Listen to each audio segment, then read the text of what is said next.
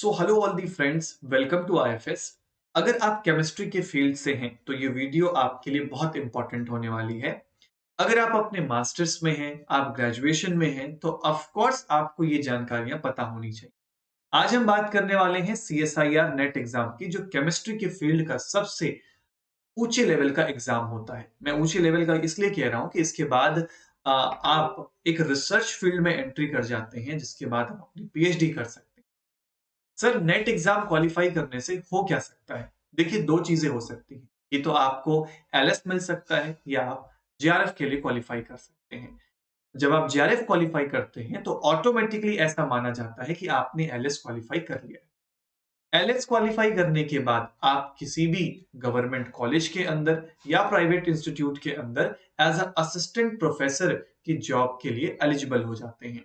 और अगर आप जेआरएफ क्वालिफाई करते हैं तो आप किसी भी प्रेस्टिजियस इंस्टीट्यूट से अगर पीएचडी करते हैं तो आपको गवर्नमेंट हर मंथ कुछ स्टाइपेंड देती है। लेकिन उसके लिए इंपॉर्टेंट ये है कि आप जेआरएफ क्वालिफाई करें।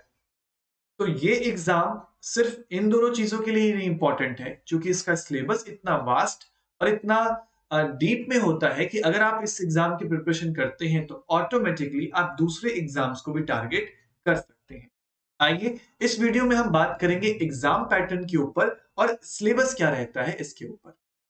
सबसे पहले देख लेते हैं कि आपको पढ़ना क्या है। क्या कुछ ऐसी चीजें हैं जो अलग हैं, जो आपने अपने मास्टर्स या ग्रेजुएशंस में नहीं पढ़ी है? तो सबसे पहला, इसके अंदर 3 सेक्शंस होते हैं, पार्ट ए, पार्ट बी और पार्ट सी इसके क्वेश्चन पेपर में। पार्ट ए जनरल एप्टीट्यूड का सेक्शन है और बी और सी कंप्लीटली केमिस्ट्री का सेक्शन होता है।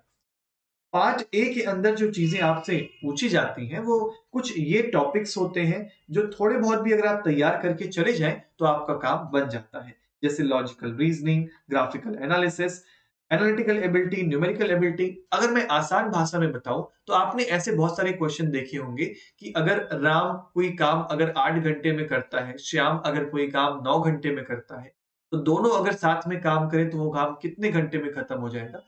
इस तरह के सवाल, या क्लॉक के कुछ सवाल, या फिर डिस्टेंस, स्पीड, टाइम से सवाल। कभी सवाल थोड़े डिफिकल्ट, कभी इजी। इसी पैटर्न पे जनरल एप्टीट्यूड में क्वेश्चन आते हैं। उसके बाद आता है ऑर्गेनिक का पार्ट। अगर हम ऑर्गेनिक केमिस्ट्री की चर्चा करें, क्योंकि केमिस्ट्री आपकी 3 हिस्सों में डिवाइडेड है, फिजिकल, ऑर्गेनिक और इनऑर्गेनिक। अब पार्ट बी और सी में आपको प्योरली केमिस्ट्री ही देखने को मिलती है। यहां पर सबसे पहले ऑर्गेनिक देखें तो ये कुछ इन यूनिट्स के अंदर हमने डिवाइड कर दी है, जहां आपका सारा का सारा ऑर्गेनिक कवर हो जाता है। जैसे जीओसी और एरोमेट्री ये पहली यूनिट होती है, स्टीरियो केमिस्ट्री दूसरी, और आपको इसी ऑर्डर में पढ़ना भी पड़ता है। एटलीस्ट जीओसी स्टीरियो और जीओसी एरोमेट्री और स्टीरियो तो पहले ही हमें पढ़ना होगा, ताकि आपका बेस तैयार हो जाए और आप बाकी टॉपिक्स को पढ़ सकें। तो एक सिंक्रोनाइज्ड और लिंक्ड मैनर में पढ़ना बहुत जरूरी होता है।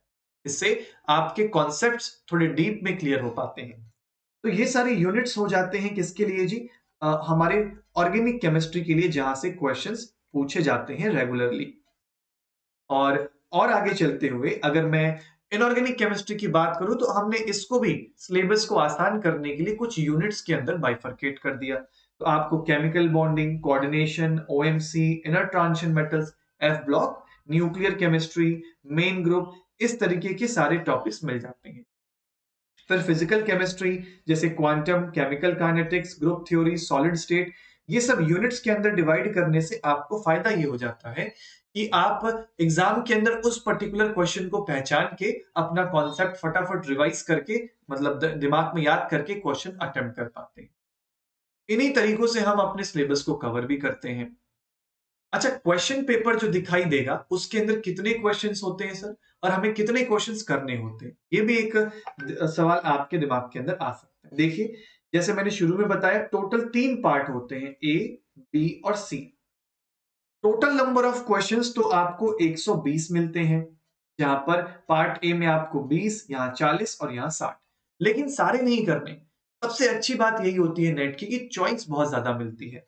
60 क्वेश्चन में से सिर्फ 25 क्वेश्चन करने हैं, और 25 क्वेश्चन से आपको जो मार्क्स अटेम्प्ट करना है टोटल, यहाँ पर टोटल ये मार्क्स मैक्सिमम अटेम्प्ट है, मतलब नंबर ऑफ क्वेश्चन का अटेम्प्ट है। तो आप total number of question maximum 75 attempt कर सकते हैं। आप बात मानिए 75 छोड़िए, अगर आपने 60 से 65 क्वेश्चन भी सही सही अटेम्प्ट कर दिया ना, तो फिर मामला बन जाता है। उसके बाद पार्ट बी के क्वेश्चंस 2 नंबर के होते हैं और पार्ट सी के 4 नंबर के। आप खुद सोचिए, 60 क्वेश्चन का पूल है, 25 क्वेश्चन अटेम्प्ट करने हैं, 60 में से 25, आधे से भी कम यहाँ पे क्वेश्चंस आपको अटेम्प्ट करने हैं।